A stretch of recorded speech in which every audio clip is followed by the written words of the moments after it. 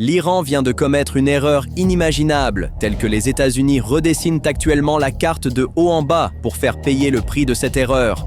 Ce geste, qui a bloqué la voie navigable la plus critique du monde, a dépassé la simple création d'une crise mondiale. En tirant des missiles au cœur du pouvoir outre-mer de Washington, ils ont parié sur un pari qu'ils ne peuvent jamais gagner. Cependant, le Pentagone ne prévoit pas simplement une simple riposte à ce chantage imprudent. Il a déjà lancé une opération d'anéantissement massive qui traversera les océans et changera complètement le cours de l'histoire. Dans un instant, vous assisterez à la véritable destination de cette force navale américaine sans précédent se profilant à l'horizon, le point apparemment impossible sur la carte qu'elle s'apprête à dévorer.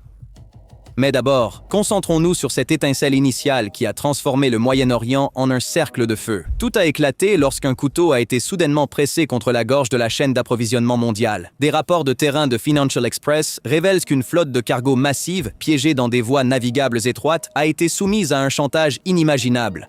3200 navires commerciaux tentant de poursuivre leur route, accompagnés des 40 000 marins à bord, ont soudainement été contraints de faire face à une facture horrifique s'élevant à 2 millions de dollars par navire.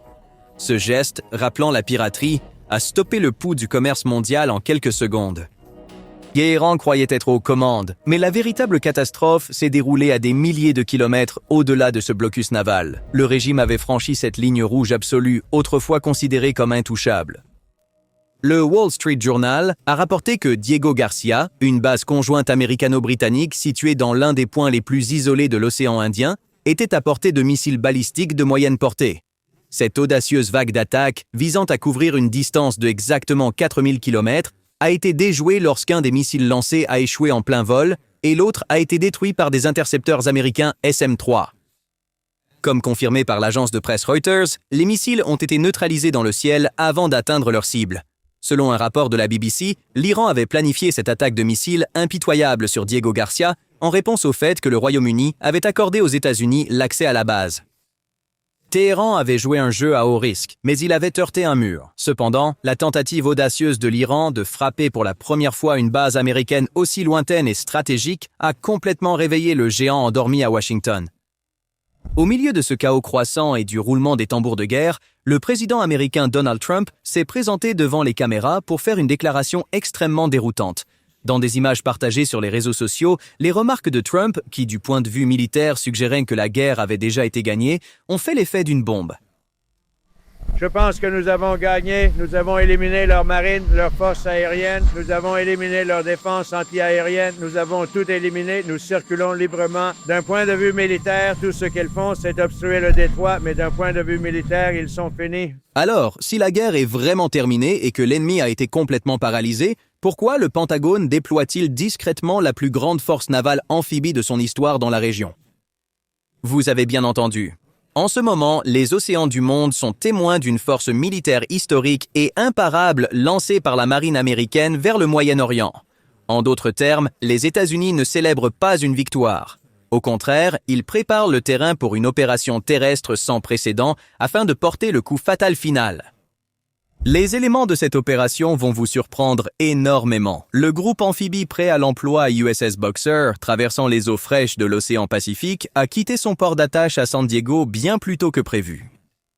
Prenant la mer comme sous un code d'urgence, ce groupe comprend le navire d'assaut USS Boxer, qui fonctionne comme un mini porte-avions. L'accompagnant, les navires d'assaut amphibies USS Portland et USS Comstock ont également mis le cap directement vers les lignes de front, le golfe Persique. Dans les sombres couloirs de ces îles d'acier, la 11e unité expéditionnaire des Marines, entièrement équipée et formée pour le combat terrestre direct et l'assaut côtier, attend. On prétend que plus de 2500 Marines dans ce groupe Boxer attendent des ordres aux côtés de véhicules blindés lourds et d'hélicoptères d'attaque. Cependant, cette force de débarquement n'est pas seule. La flotte est également escortée par des destroyers lance-missiles de classe Arleigh Burke et des croiseurs de classe Ticonderoga.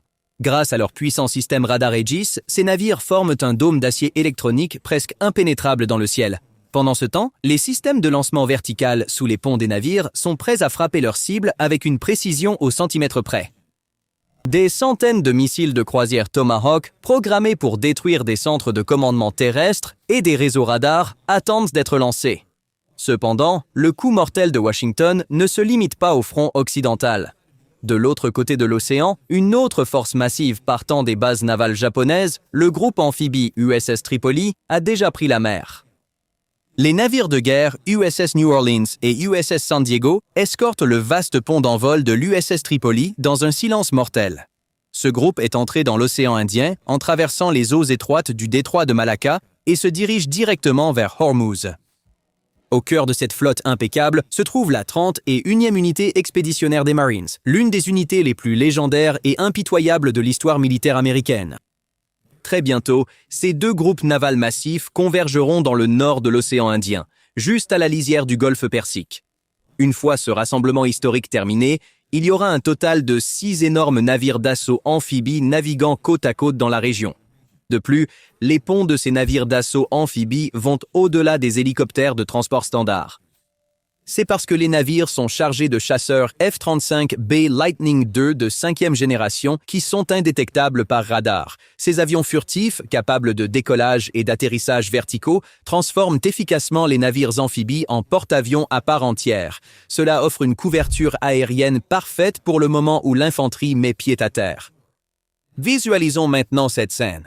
Au total, près de 8000 membres du personnel naval auront établi une ville militaire lourdement armée qui flotte effectivement à l'entrée du détroit d'Ormuz. La partie la plus effrayante est qu'environ 5000 de cette force massive sont constituées d'infanterie de marine, spécialement équipée pour les débarquements côtiers. Aucun État n'enverrait 5000 marines d'élite à l'autre bout du monde juste pour patrouiller les mers ou délivrer un message diplomatique. Cette accumulation militaire sans précédent est considérée comme la preuve la plus concrète et indéniable d'une stratégie visant à débarquer directement sur le rivage et à s'emparer de territoires stratégiques par la force. Alors que cette force navale massive avance inexorablement vers sa cible, les maîtres des cieux ont déjà pris position et tourné leurs armes vers l'Iran. La puissance aérienne meurtrière de l'Amérique patrouille la région sans arrêt, 24 heures sur 24, comme des oiseaux de proie traquant leur cible. Les avions B-1B lanceurs décollent continuellement des bases européennes à des vitesses supersoniques pour des frappes soudaines et dévastatrices.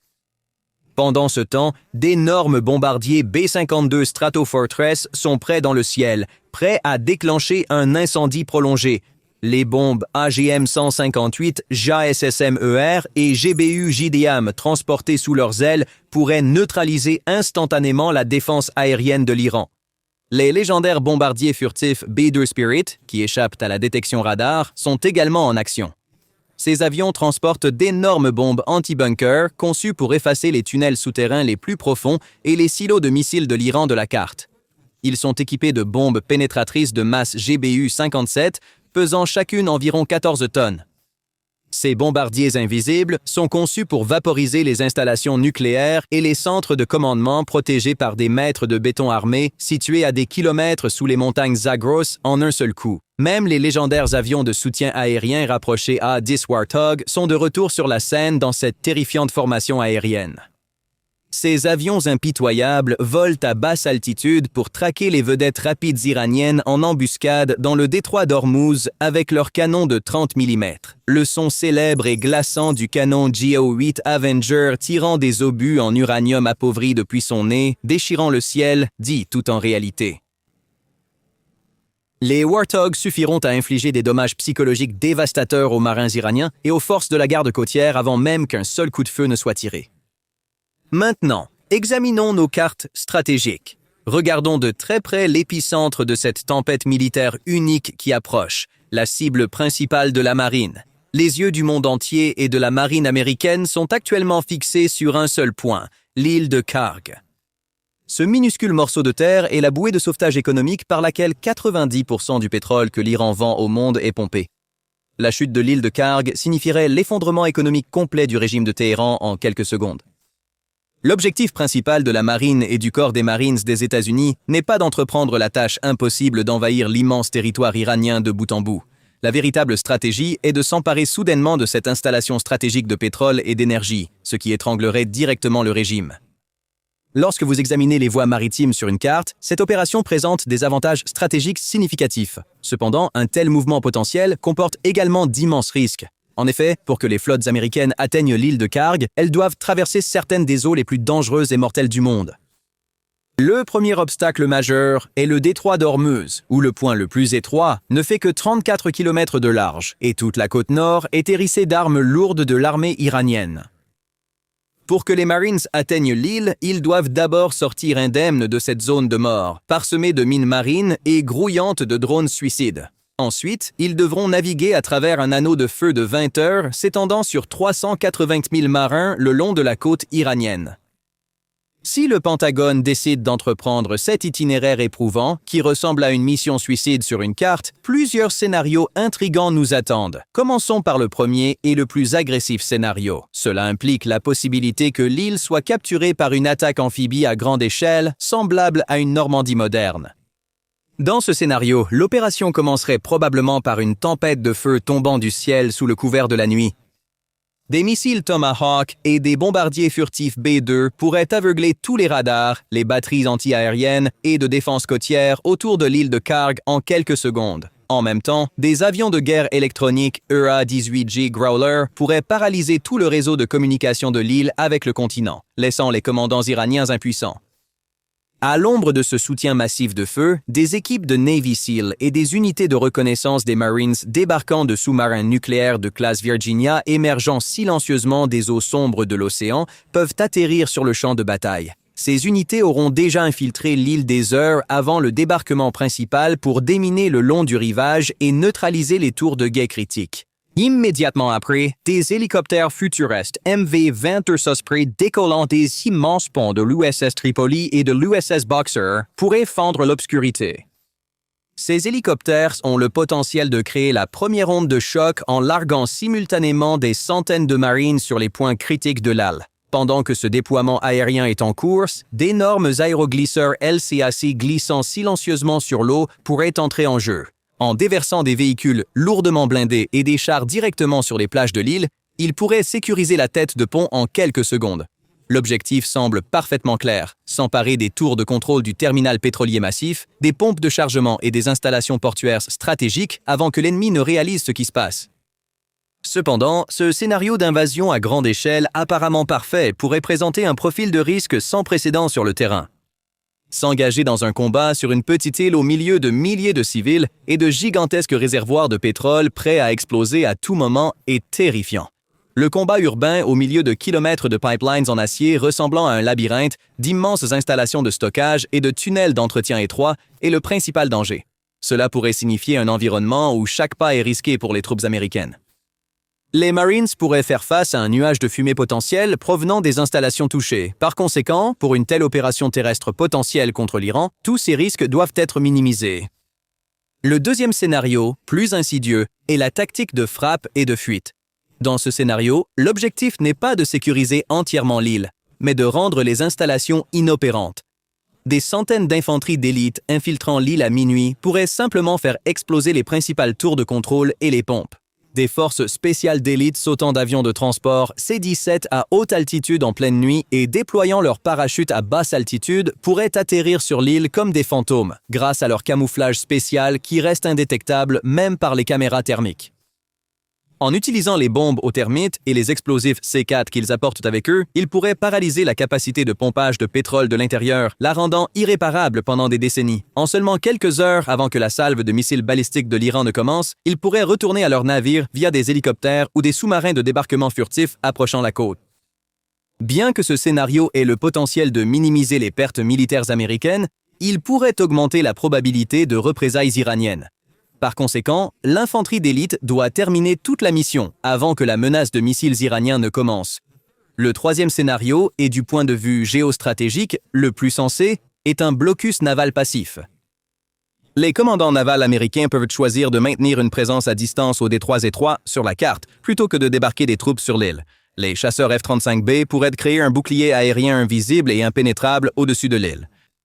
D'immenses flottes navales en mer pourraient arrêter chaque pétrolier approchant de Kharg à des kilomètres de distance, coupant ainsi efficacement le flux de pétrole à distance. Les troupes ne mettraient pas pied à terre, mais en isolant complètement l'île du monde, le régime iranien pourrait être progressivement neutralisé. Cependant, quel que soit le scénario choisi, nous ne devons jamais sous-estimer l'arsenal asymétrique de l'Iran. Un Iran acculé pourrait simultanément lancer ses missiles balistiques restants et ses roquettes anti-navires cachées dans les montagnes. Il y a des éléments qui peuvent être lancés en quelques secondes depuis des villes de missiles souterraines profondément enfouies dans les montagnes du Zagros. Parmi ces menaces figurent des centaines de missiles Sedjil et Khaybar-Shekan à propergol solide, ainsi que des missiles balistiques transportant des ogives massives. Ces menaces pourraient submerger les missiles intercepteurs SM-3 et SM-6 des flottes américaines, poussant le bouclier de défense aérienne à ses limites. Nous ne devons pas non plus négliger le risque de milliers d'attaques de drones lancées depuis des sous-marins diesel silencieux ou des bateaux de pêche à l'apparence civile. Une attaque aussi menaçante pourrait impacter les plans d'opération au sol des États-Unis. Un autre facteur de risque est les vedettes rapides de classe Zulfikar, qui guettent dans les eaux étroites et peu profondes du détroit d'Ormuz. Ces navires apparaissent sur le radar comme de simples bateaux en bois, mais sont équipés de missiles anti-navires lourds et de torpilles. En utilisant la tactique de la meute, ces bateaux pourraient lancer des attaques suicides sur les destroyers américains depuis des dizaines de directions différentes simultanément. Non content de cela, la marine iranienne pourrait déployer des mini-sous-marins furtifs de classe Gadir pour poser des mines intelligentes au fond du golfe Persique. De plus, la riposte de l'Iran pourrait ne pas se limiter à la mer ou à ses propres frontières. Téhéran pourrait mobiliser l'ensemble de l'axe de la résistance, allant du Hezbollah au Liban, aux Houthis, au Yémen et aux groupes de milices chiites en Irak et en Syrie simultanément. Dans un tel scénario, il est essentiel de protéger toutes les bases américaines, les ambassades et les raffineries de pétrole critiques des alliés comme l'Arabie Saoudite dans la région. Sinon, de graves problèmes pourraient survenir sur le marché mondial. Cette situation pourrait même faire grimper les prix mondiaux du pétrole au-dessus de $150 par baril du jour au lendemain. Par conséquent, les commandants navals américains doivent planifier très soigneusement en tenant compte de ces possibilités mortelles sur la carte à chaque seconde qui passe lorsqu'ils agissent, car le paysage du Moyen-Orient ne pardonne pas les erreurs. En fait, la clé essentielle ici est pour les États-Unis de bloquer les canaux de représailles potentiels de l'Iran sans activer une éventuelle opération terrestre. Comme on peut le voir, les cartes ont été complètement rebattues. Les eaux du golfe Persique ont commencé un compte à rebours vers l'un des blocus navals les plus grands, les plus lourdement armés et les plus dangereux de l'histoire. Le chantage de l'Iran dans le détroit d'Ormuz et ce test de missiles imprudents s'étendant jusqu'à Diego Garcia ont enflammé toute la machine de guerre américaine. Les mots du président Trump, « la guerre est finie », sont en réalité l'indication la plus claire que les manœuvres diplomatiques ont été complètement mises de côté. Une toute nouvelle ère sombre commence où seul l'acier, la poudre à canon et le pouvoir parleront. Le moment où les énormes coques d'acier de l'USS Boxer et de l'USS Tripoli toucheront les eaux chaudes du détroit d'Ormuz, rien ne sera plus jamais pareil. Non seulement celle du Moyen-Orient, mais la carte énergétique et de puissance du monde entier pourrait être redessinée de haut en bas dans le sang. Avec cette force navale massive de 10 000 personnes qu'elle a mise sur la table, les États-Unis pourraient complètement mettre à genoux le régime iranien. Les Marines ont déjà chargé leurs fusils et les avions bombardiers massifs ont verrouillé leurs cibles dans le ciel. Et cette bombe à retardement géostratégique implacable au centre de la table continue de tic-tac à un rythme irréversible. Alors, quelles sont vos pensées sur ce sujet? Nous attendons vos commentaires avec impatience. Présenté par TGN. Merci de nous avoir choisis.